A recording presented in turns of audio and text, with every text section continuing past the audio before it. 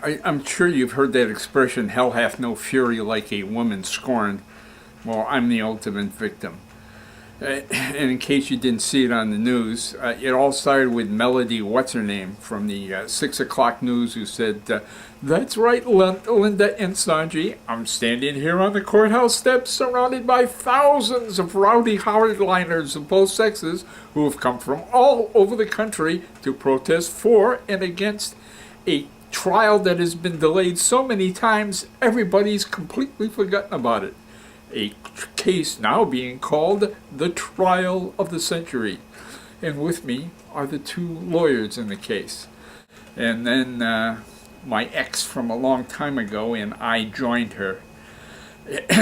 And then Melody turned to my ex and said, "And will you explain to the viewers what this case is all about?" And then my ex said, 42 years ago, I, on behalf of all women, filed a class action lawsuit against every single man in America. We're seeking $18 trillion plus pain and suffering for all the years they wasted our lives when we should have had a wonderful life together. And finally, we women are going to get our day in court. And then, Melody turned to me and said, "Your response?"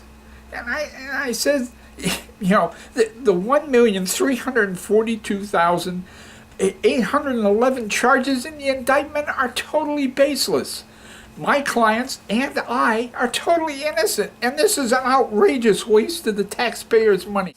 Then my ex grabbed the mic and said, "If they aren't guilty as charged, ask him why he filed 121,344 motions to get the case dismissed over the years, trying to prevent the women of America from getting a fair hearing."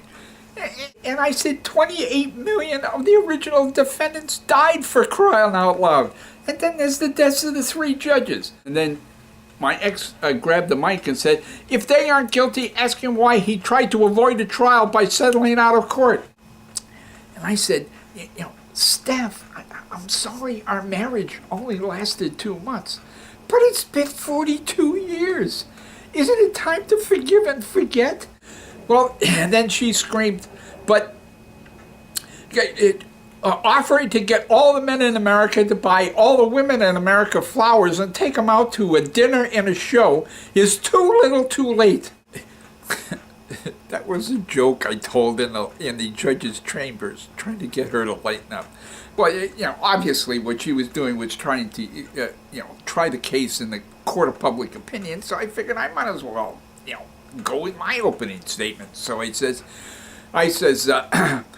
"As every man watching this broadcast knows, we men don't do half the things that women accuse us of doing."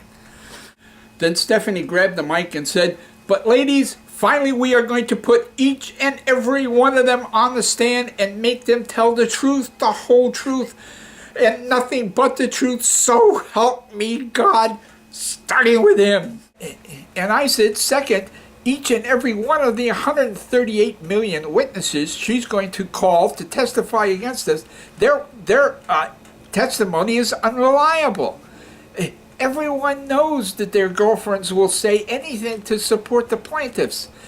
In the 28 million guys who used to be our best buddies who are also going to be testifying against us, all their testimony was coerced by the wives and girlfriends, withholding sex. Then Stephanie snatches the mic away from Melody, steps in front of me so I can't say anything to the viewers anymore, and says, if there are any ladies out there watching this broadcast who want to add the men who have jilted, cheated, and dumped them for no damn good reason to my list of defendants, just go to www.menarescum.net.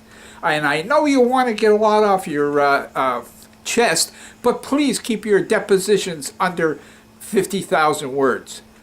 And what could I do? So I went up on my tiptoes and I shouted at the mic, and besides, everyone's got a statute of limitations. Everyone except women.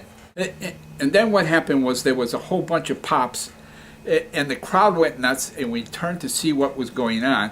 And Melody, used that as an opportunity to snatch the mic back, and she said, "Linda and Saji, the police have just let loose with a volley of tear gas, trying to keep the hardliners from both sexes from kicking each other's asses for either agreeing with or booing what the lawyers were saying." Then Melody turned back to both of us and said, do you think you'll get a fair trial with this judge and the proposed jury? And I said, hell no. She's a woman, and a half man, half woman, all gay jury? Give me a break.